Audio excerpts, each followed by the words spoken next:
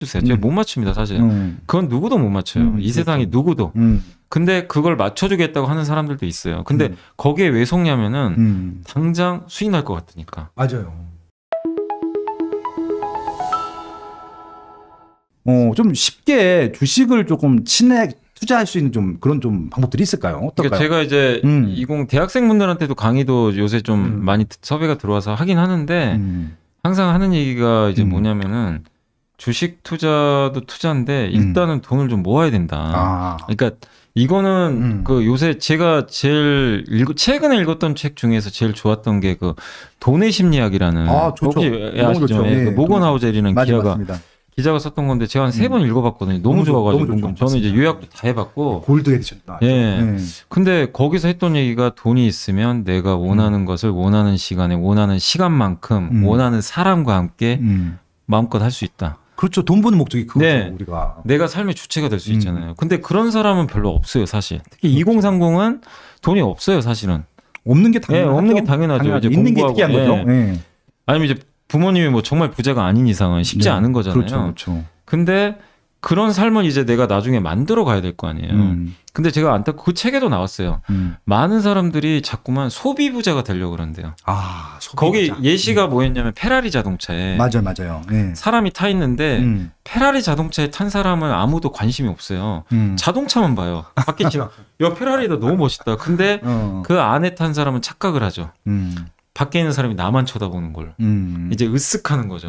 근데 실제 밖에 있는 사람은 차만 보거든요. 그렇죠. 안에 탄 사람 보이지도 않아요. 짙은 선대 때문에 보이지도 않고 사실 그 사람은 별로 관심도 없어요. 그렇죠. 근데 왜 소비 부자가 자꾸 되려고 그러냐면 남한테 잘 보이고 싶은 욕구가 있어요. 맞아요. 이건 누구나 있잖아요. 사실 뭐 그건 인정하죠, 사실. 그러니까 인스타그램이라는 SNS가 대부분 그거잖아요. 맞아요. 되게 상위 0.01%의 삶을 보여주고 싶은 거죠. 나는 그게 아닌데 솔직히 그런 거잖아요. 근데 남들은 물론 이제 그런 걸 동경할 수도 있지만 사실은 웬만한 사람들은 그런데 별로 관심 없거든요. 다 자기한테 관심이 있지. 그렇죠. 근데 본인은 스스로가 뭐 대부분 그래요. 남이 자기한테 이렇게 이런 걸 보여주면 관심이 있을 거라고.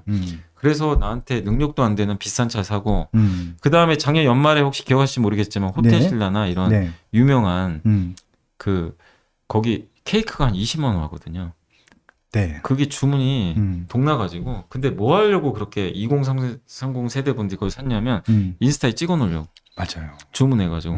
물론 뭐 그거 할 수도 있어요. 내가 돈이 있으면. 근데 제가 그 책을 보면서 느낀 게 그게 정말 인생에서 뭐가 중요할까. 지금 당장. 차라리 그 20만 원 가지고 저축을 하는 게. 근데 물론 꼰대 소리 듣겠죠. 이런 얘기하면. 당연히 뭐 그거 당연히 다 하는 얘기 아니냐. 근데 저도 지금 생각해 보면요. 소비 부자가 되는 순간 절대 부자가 될 수가 없어요. 이건 명확해요. 자산 부자가 돼야 돼요. 그러니까 부동산 사는 것도 사실 자산이잖아요. 그렇죠. 주식도 자산이에요. 삼성전자를 여러분들이 20만 원 가지고 케이크 살 돈 가지고 삼성전자를 3주 살 수 있거든요. 그러네요. 지금은 3주 살 수 있습니다. 케이크를 날리지만 물론 내가 반드시 뭐 먹어야 되는 것들 빼고 이제 꼭 필요한 것들은 사야죠. 그렇죠. 그러니까 내가 월급이나 앞으로 여러분들이 뭐 대학생분도 계시고 30대 직장인분도 계시겠지만 월급 300을 받아요. 100만 원은 써야 되겠죠. 그렇죠. 먹고 살아야 되니까. 그렇죠. 교통비도 내야 되고 밥값도 해야 되니까. 근데 나머지 200 가지고 또 일부 분들은 100만 원을 소비 부자 하는 데 쓰세요. 그럼 100만 원만 가지고 뭐 저축할 수도 있고 그런데 그 200만 원을 쓰지 말란 얘기예요. 최대한 아껴보세요. 플렉스 하지 마시고 플렉스보다 그 200을 차라리 저축이라도 하시라는 거예요. 주식을 안 해도 돼요.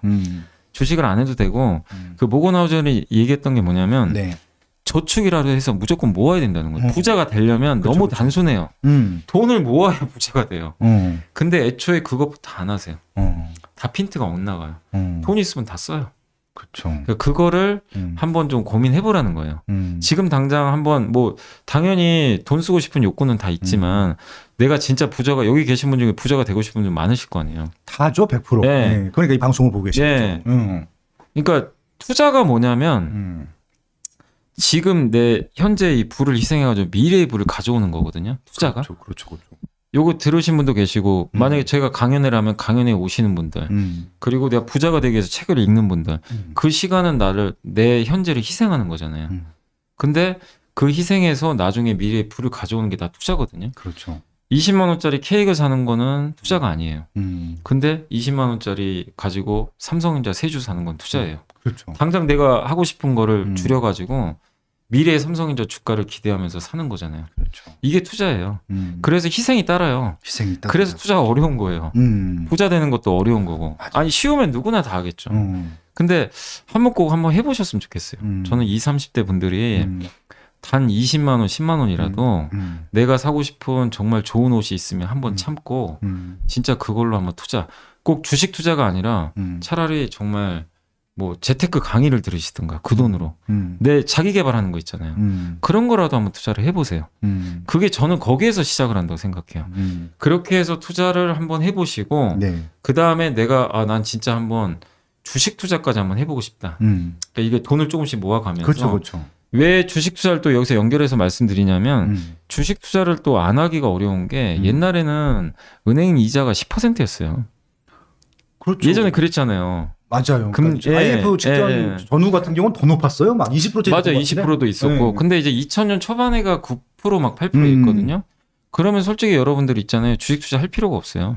그렇죠. 뭐로 하세요? 그 위험하게. 네. 그냥 굳이 사실은 9% 이자만 주면요. 그냥 무조건 내 월급 다 넣으면 돼요. 그렇죠. 복리로 하게 되면 복리로 어마어마해요. 나중에 연금 뭐 신경 쓸 필요도 없지. 예. 근데 지금 이자 2% 안 주잖아요.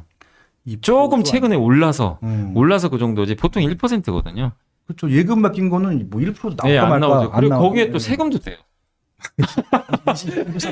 네, 또 떼요. 또 비싸죠. 네. 맞아요. 근데 주식 투자는 일단 아직은 세금은 없어요. 양도 없죠. 네, 아직은 없고 내년에 이제 물론 낼 수도 있지만 아직은 좀 봐야 되니까. 근데 지금 이 환경에서 내가 1% 이자만 가지고는 사실 부자 되기 되게 어렵거든요. 복리 효과가 잘 안 생겨요. 그 인플레이션 감안하면 계속 마이너스가 된 거로. 제가 계산을 해봤어요. 그 100만 원을 지금부터 매달 100만 원씩 내가 적금을 1% 이자 주는 데다 그러니까 은행에 놓는 거죠. 네. 그거를 10년 하면은 복리 효과로 얼마가 생기냐면 그냥 매달 100만 원씩 넣었을 때 1억 4천이 돼요. 10년에? 네, 10년에. 1억 4천. 네. 근데 그 10% 만약에 근데 우리나라 주식시장 평균 수익률을 저도 이번에 공부해보면서 안 건데 우리나라 시장 어렵잖아요. 네. 우리나라 연평균 수익률이요. 계산을 해보니까 9% 나와요. 그러면 예전에 그 금리랑 똑같은 거네. 그러니까 높죠. 그러니까 왜냐하면 우리나라가 이제 마이너스 볼 때 확 빠지니까 그게 그런 것 때문에 좀 한국 시장이 안 좋다고 생각하는 이제 트라우마가 있어서 그렇지. 그렇죠, 그렇죠. 평균을 내봤어요. 연평균 그냥. 2000년 초반부터. 네. 실제 9% 정도 올랐어요. 그럼 만약에 지금 2000년도 초반부터면 20년 지났으니까 꽤 금액이. 네. 근데 10%로 제가 가정을 하고 100만 원씩 10%면 1년, 10년 지나면 네. 1억 9천이 돼요. 그렇게 엄청난 차이는 아니잖아요. 예. 1%랑 뭔 차이가 있지? 뭐 겨우 그래봐야 5, 6천 차이인데. 근데 이게 30년을 계산을 해봤어요. 30년. 30년을 그대로 이제 네. 매년 10%하고 매년 1%. 1%는 4억이 넘어요.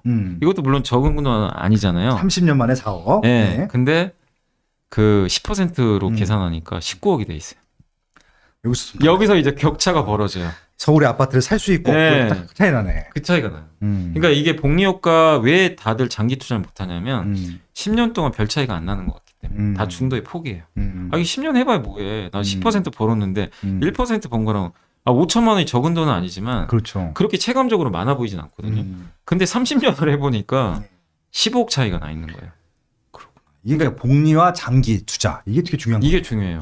근데 주식 투자에서 또 성공할 확률은 그렇게 높진 않잖아요. 많은 분들이 실패를 하니까. 그러니까 이제 솔직히 이제 누가 아까 처음에 병관 말씀해 주신 것처럼 누가 추천해서 사갖고 돈을 따요. 맞아요. 근데 이게 평생 누가 추천해서 돈을 딸 수 있으면 모르겠는데 네. 항상 한 방에 다 날라가. 네, 맞아요. 항상 그랬기 때문에 네. 그런 게 어렵죠. 예. 맞아요.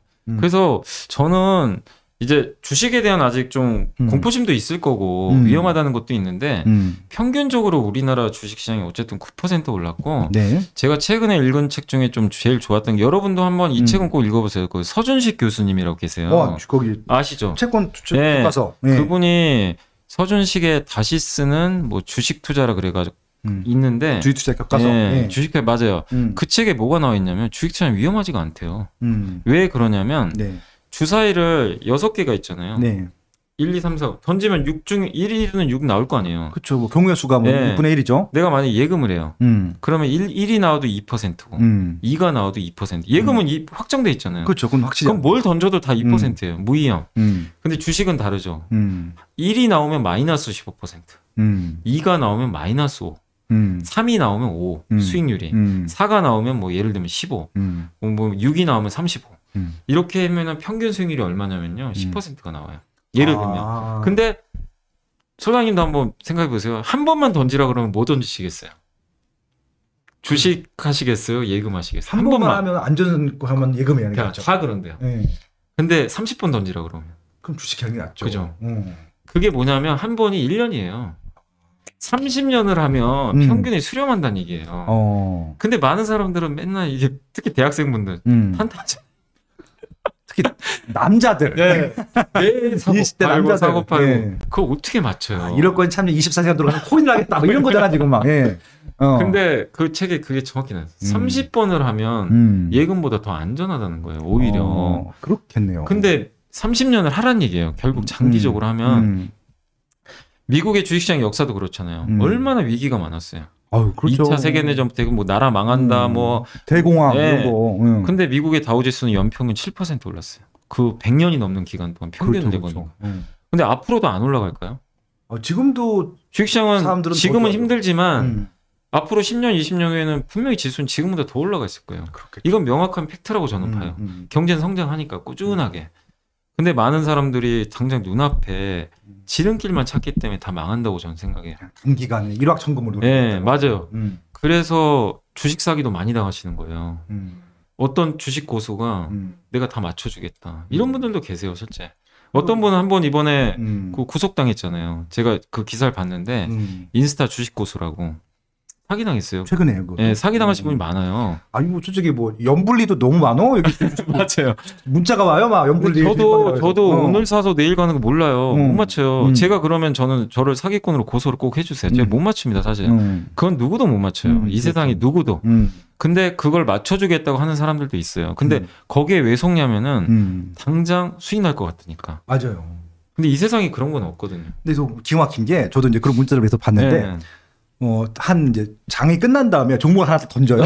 이 종목을 내일 보라고. 근데 그게 그 다음날 올라가 있어. 올라가 있는 경우도 그러니까 두 번 보면은 이거 맞는데 그래서 이제 그렇게 들어가시는 분들이 있는 것 같아요. 맞아요. 근데 그거는 운이에요. 100%는 없어요. 결국 이렇게 매일 하시다 보면요. 결국엔 이 영의 수렴을 하게 되고 오히려 마이너스로 가게 돼요. 그렇죠. 왜냐하면 거래 비용 때문에. 맞아요. 계속 여러분 세금 내고 수수료 내셔야 돼요. 우리 또 간과하고 있는 게 거래 비용이죠. 근데 장기 투자하면 그런 비용이 없잖아요. 그렇죠. 줄고.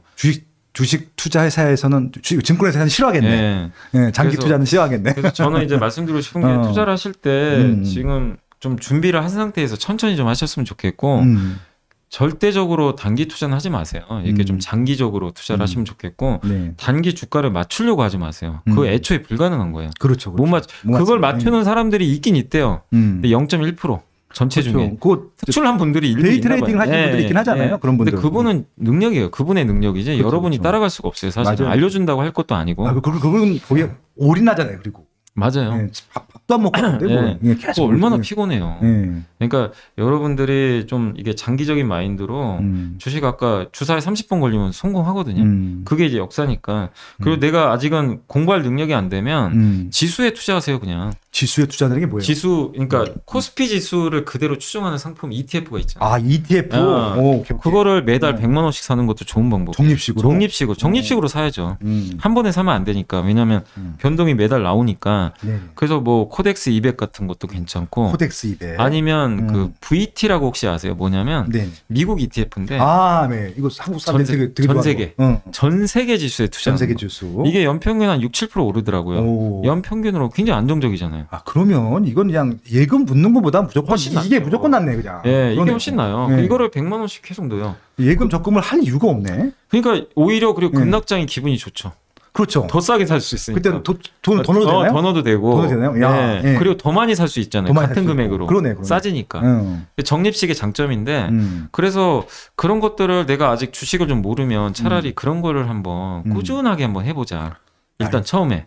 얼핏 드는 생각이 그냥 평소 때는 100만 원 넣다가 폭락했다. 그럼 100만 원 무조건 넣는 거야. 200만 원 더 넣어도 되고. 그런 거네. 예. 네, 좋네. 그러면서 이것만 하면 또 이제 내가 이제 주식 개별 기업 투자는 또 재미도 있어요. 그래서 또 이게 또 듣다 보면 또 이게 루트에 빠져갖고 재미없어 할 수도 있어. 맞아요. 그러면 이제 공부를 좀 하는 거죠. 뭐 증권사 보고서를 보시건 뭐 여러 가지 요새 채널에서 그리고 저는 책 보고 투자하시는 걸 되게 좀 권유드려요. 여기 아까 그래요? 그때 그 김현준 대표님도 오셨잖아요. 제가 그렇죠. 그분 책도 읽어봤거든요. 네네. 거기도 좋은 내용 되게 많아요. 그렇죠. 아까 서준식 교수님 책, 워런 버핏 책 그런 거 보면서 한번 읽고 요약하셔서 꼭 공부를 하세요.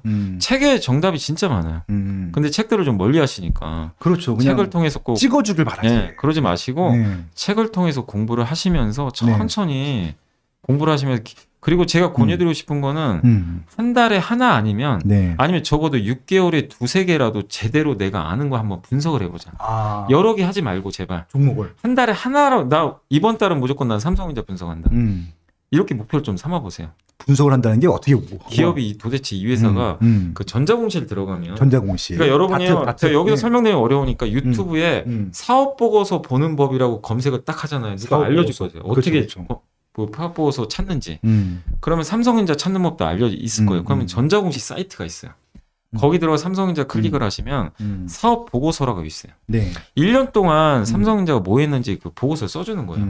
우리 회사 이 정도 실적 냈고요. 우리 회사 지금 뭐 하고 있고 앞으로 뭐 할 거고 우리 회사 주준 누구고 배당 얼마죠. 이거 다 알려주는 거예요. 그럼 거기서 삼성전자 지금 다 아시겠지만 예를 든 거예요. 삼성전자 사업 보고서 보고 사업의 개요라는 부분이 있거든요. 사업의 개요. 비즈니스 모델을 알려줘요. 우리 회사는 스마트폰을 만듭니다. 우리 회사는 메모리 반도체를 하고 있습니다. 그거를 업황까지 알려줘요. 지금 뭐 반도체 업황은 이렇습니다. 우리 회사는 점유율이 1등입니다. 그리고 매출액 얼마 나왔습니다. 이거 한번 읽어보면 삼성전자에 대해서 내가 일단 알게 되잖아요. 그렇죠. 이전과는 좀 달리 보이겠죠. 예, 이거를 한 달에 한 번이라도. 그리고 다음 달에는 현대차를 하시고. 그럼 왜 이걸 훈련을 하시냐면요. 1년 지나잖아요. 그럼 어느 정도 이게 읽게 돼요. 해석이 가능하면 그 다음에는 내가 생전 모르는 기업을 한번 도전하는 거예요. 듣도 보도 못한 기업을 한번 보는 거예요. 그러면 이제 훈련이 돼 있으니까 보기가 쉬워요. 이 회사 이거 보다 보면 이제 찾게 되는 거예요. 내가 새로운 기업들을. 워런 버핏하고 워런 버핏의 친구 찰리 먼거가 하는 일은 매일 그것만 읽는 거예요. 그분들은 그거 읽는 게 취미예요. 다른 거 아예 안 보신대요.